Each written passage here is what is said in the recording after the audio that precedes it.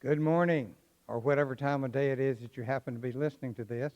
I am so very glad to be coming to you by way of video, but I'm also very pleased to be standing in your sanctuary. I'm missing all of you being here with me, but it's really good to feel the energy of your presence here, and it's such an honor to get to be here again. A while back, I was working on a sermon about curiosity. That was our theme in Unity a couple of months ago. And I ran across a book that I had read years ago. I say I read it, I studied it. It's called The Perennial Philosophy by Aldous Huxley. Huxley was a British philosopher and author, and the Perennial Philosophy was about all the ideas and questions that he sensed being present in the consciousness of humankind that had been always there, thus perennial philosophy.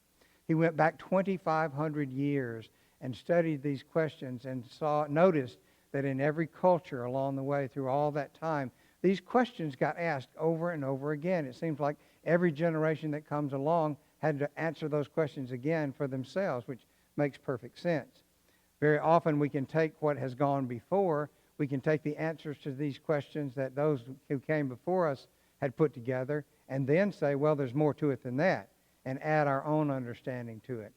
And just to give you a brief review of the chapters in this perennial philosophy, there are questions and ideas such as the nature of the ground of being, personality, truth.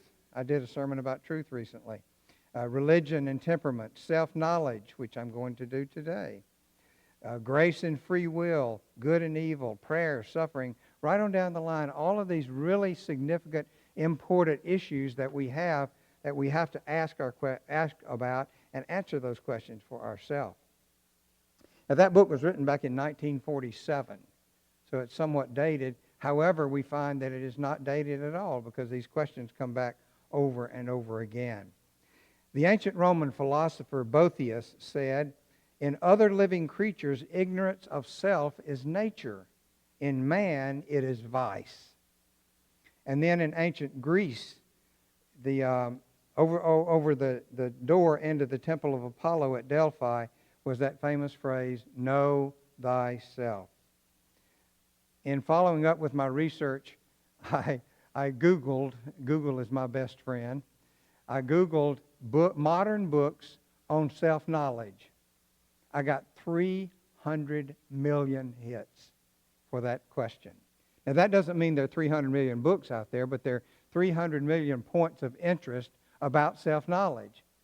Now, taking what was said in the ancient past and what's being said right now, what's being looked at now, is more than an assumption to say that self-knowledge or self-awareness is something that is really important to us. So it bears looking at again. So I want to invite you to look with me this morning at self-knowledge or self-awareness. So if it is that important, how do we go about getting it? How do we arrive at self-knowledge? There are three ways that I want to suggest to you that we come to having this self-knowledge about ourselves. One of the ways is what other people tell us. Now, this begins very early, even at birth, even immediately after birth. My daughter, I was a dumb kid when my children were born. I was very young, and my daughter was born by C-section, so I got to see her coming out of the operating room, and having been through C-section, her head wasn't pushed around. She looked like a little China doll. She was absolutely amazing. And the nurse came out and showed her to me, and those big eyes looking up at me. And the first thing I said to her is, "You are so beautiful." And that was the beginning of other people telling her something that would help with her self-knowledge.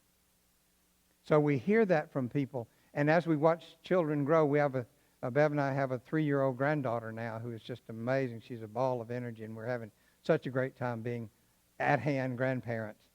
And along the way, when she discovered the difference in colors, what do we say? "Oh, you're so smart. You know what yellow is and what red is." And when she took the round peg and put it in a round hole and the square peg in a square hole and the triangle in a triangular hole, what do we say? "That's good. Wow, you did a great job there. You are so smart." And she comes out in her little Frozen outfit with the Elsa and whoever else is there, and all dressed up, and we tell her, "You look so cute. You are so beautiful." So she's constantly bombarded, if you will, with these positive ideas, telling her, giving her an idea about what her self-image, what her self-knowledge could be. And this process continues on and on. I'm reminded of a story. There's a little girl that shows up at kindergarten one day, and she has on 2 different kind of socks, 2 different kind of shoes. She has on plaid pants, a polka dotted shirt, and a big red bow in her hair up on top of her head. And she comes in and hands a note to the teacher that says, from her mother, that says, "I want you to know that I did not dress her this morning. She dressed herself." And it was seen as being something cute, something wonderful. So in ideal circumstances, a child gets a lot of this. A child hears often, "You're beautiful, you're smart, you're wonderful, I love you." And from that comes the idea of self-knowledge, the understanding of who I am. A child hears that enough, they begin to believe it. Now, the unfortunate truth is, the insidious part of this, is that it works both ways. If a child hears, "You're dumb, you're stupid, you're in the way, I don't care about you, I wish you'd never been born," those things stick. And it is from those things from other people that the self-awareness of that child begins to develop. So it's very important that we, any time we have an opportunity to have an input into what a child is hearing, know that that's developing their self-knowledge, their self-awareness. And that's important for them to be able to hear positive things when they can. Now, so hearing what other people say to us is one way. Another way is at some point along the way, we begin to decide things for ourselves. And the scientists are telling us now that some of this happens even before birth, while the child is still in utero, that the influences from the outside help them begin to develop preferences, that some children are born, and reincarnation is one way to explain it, but there's more to it than that, I think. But when a child is born hating carrots and loving spinach, and another child's completely the other way around. So at some point we get to the place where we say, "No, I like this." And the really great moment that you find as a parent and a grandchild, is amusing to the grandparents and distressing for the parent when the child learns to say, "No." And that comes from the I, that comes from that self-understanding. This is what I'm choosing for myself. And we see kids who have preferences about all kinds of things, about colors. Some kids refuse to wear red and love blue. And that just goes along with their development. And some kids like to climb on things and up trees and on top of the house and everything else. And some kids are afraid to get off the ground. I remember when my sister's first son was a little bit older than my son, or my daughter at that time. And I played with my kids rough. I rolled them around on the floor and threw them up in the air and all kinds of things, because I felt like if you don't do that and let them get a feel of their bodies, every time they fall down, they're going to think they're dying. So I played with them really rough, threw them way up in there and caught them and all that kind of thing. Well, I went to visit my sister and had not seen her and her family for a while. And her oldest son came running out to me, and I grabbed him, and I was going to throw him up in the air like I did with my daughter. And I got him about right here, and he just went stiff and went, "Ah!" Because he had no sense about what it was like to be that far off the ground. But kids begin to choose what is important to them. They begin to choose what they know about themselves. I know that I prefer to be alone most of the time rather than being around. All things being equal, I'd rather be by myself or with somebody else rather than with a whole bunch of people chatting about something along the way. I realized that about myself, and there was a sense in which I chose to recognize that and to honor that. So we begin to have ideas about who we are and what we are that comes from within us, and we don't always have explanation for that, but it happens very often. That's how we become very different. It's amazing to me when you see 2 kids from the same family that are so very different. My children are like that. My daughter was born first, my son 5 years later, and they were very, very, very different. And they had the same household, the same nurturing, the same caring, the same rearing, and they're so very different. So that happens for all of us, that we not only are we guided by the opinion, the ideas, the input of others, but there is that rises up within us where we, as the Daily Word said, the will, where we have a choice about who and what we are and who and what we're going to manifest as such. When our granddaughter was first born, she had a time adjusting to men with beards. She's adjusted to it now, but at first it was concerning for her. She didn't really seem to like that. And then she changed her mind. So this process of self-knowledge, this process of self-awareness is always unfolding and changing, because we find that very often as we become young adults or even complete adults, that the things, our taste in food changes, our taste in color, our taste in music changes, our taste in places to go and things to do change along the way. So it's a constantly evolving process. And it's important for us to realize that behind that is Spirit, that we are being guided in all of those things by the presence of Spirit. So that's the third way that we begin to assemble our self-knowledge, and that is input from Spirit. In Matthew chapter 16, we find, when Jesus came to the region of Caesarea Philippi, he asked his disciples, "Who do people say the Son of Man is?" They replied, "Some say John the Baptist, others say Elijah, and still others Jeremiah or one of the prophets. But what about you?" he asked. "Who do you say that I am?" Simon Peter answered, "You are the Messiah, the Son of the living God." Jesus replied, "Blessed are you, Simon, son of Jonah, for this was not revealed to you by flesh and blood, but by my Father in heaven." And so is it that we come to understand things about ourselves because of the presence and the influence of Spirit. Charles Fillmore said, and others said similar things, that there are two ways that we learn. One is by sensory experience, and the other is by direct revelation.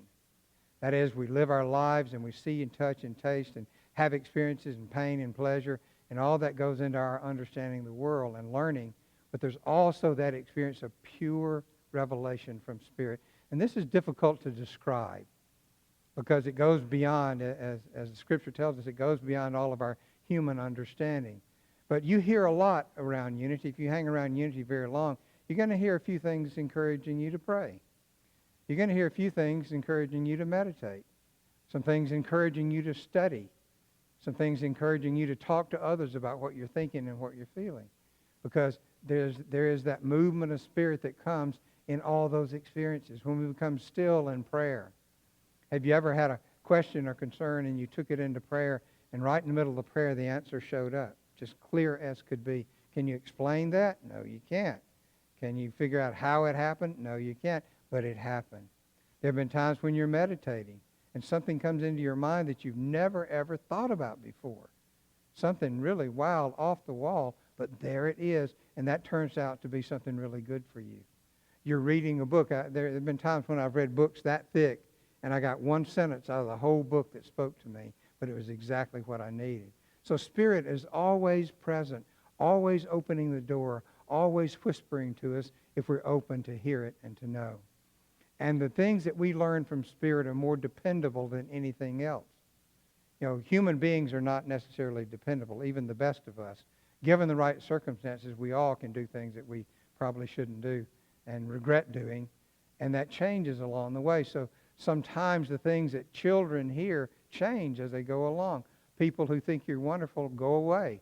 People who think you're wonderful don't think you're wonderful anymore. And the things that people tell you change. The things that you realize about yourself change depending on the circumstances. But those things that come from Spirit are reliable and clear and clean. Those things that we cannot explain. Those things that we can't fully understand. Just that deep knowing of who you are. So when we go into meditation, we go into prayer, or when we're just daydreaming, looking out into the world, staring at a flower or a sunset or the beautiful settings like you have around here, there is that moment of clarity where you know whether it's, some people talk about hearing words as if Spirit were speaking in their ear, and that's certainly one way to do it. That's happened to me a couple of times. But there is that urging that comes from within us that says, you are loved, and you are loved. You are healed. You are healing. And those kinds of things come up within us. We can't explain them, and those are the things that do not change. They don't go away.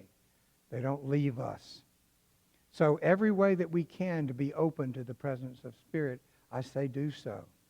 Every opportunity you have to pray and be open to that voice of Spirit that gives you self-knowledge, gives you self-awareness, do so. Every time you have an opportunity to meditate, and know that this is your time and Spirit is waiting to commune with you.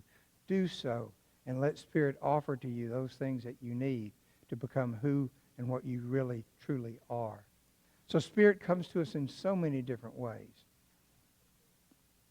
Some people are kind of intimidated by talking about Spirit speaking to them.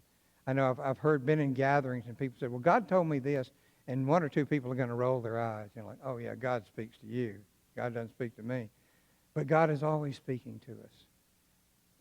One of the things that we often do, we're taught to be purpose-driven. We're taught to be focused. We're taught to be specific. So we say, okay, God, this is what I want. This is what I need right here, right now. And this is the color, and this is the sound, this is the smell, and it's going to be right here in front of me. And I'm standing here demanding that, and all the while, everything I need is floating around out here beside me. And I'm looking nowhere but right here. So very often when people feel like they're not getting any messages from Spirit, they're just looking in the wrong direction. They're not listening to the right tone. They're not pointed in the right direction as far as their attention goes. Because Spirit is always speaking in so many different ways. There have been times when there's been a song that came on the radio and one lyric popped out, or one word popped out at me. There was a time when I was in Colorado. Some of you probably heard of the Garden of the Gods, a wonderful park there in Colorado Springs. And on Sunday morning, when the weather was good, we'd go and have drumming circle on Sunday morning before church in the Garden of the Gods. And it was a marvelous experience. But driving there from the church to the Garden of the Gods, there was one spot that I drove through, and my satellite radio would break up, and another channel would come in on top of what I was listening to. And I always listened to the I believe it was a spa channel on the satellite radio every Sunday morning to get me in the mood and prepare me. So I'm driving along, and I come to this turn where the radio goes out, and it kind of went static a little bit, and this booming voice came on the radio and said, "Today is the day. Choose today." And then it went back to the music. And I'm sitting here saying, okay, that was a pretty clear voice here. And interestingly enough, it was perfect for me because I had something going on in my mind, and I was waffling about it. I couldn't quite make up my mind. And here was this, it was Spirit, I say, speaking to me, telling me exactly what I needed to hear. And weird, funny things like that happen if we're open to them. So as you're in the process of coming to know yourself even better and developing your self-awareness, be open to the presence of Spirit coming in many different directions. The voice of Spirit may come through somebody that you don't particularly like. The voice of Spirit may come through a situation that's maybe uncomfortable for you, or a situation you wouldn't have chosen for yourself. But if behind all that experience, there is this place in us that knows that Spirit is always present and always speaking, then those things will come to us, and we will see, and we will learn, and we will grow. So we found from ancient knowledge to modern times today, know thyself is still something that's really important. It's still a question that needs to be asked. How do we know ourselves, and how do we develop that within us? So we listen to what other people say with a grain of salt, and we listen to what goes on inside of us in our own mind, our own will, and we listen to Spirit as we are given guidance, as we are given support, as we are given light and love. And I say to you, from echoing ancient times until now, know thyself. God bless you.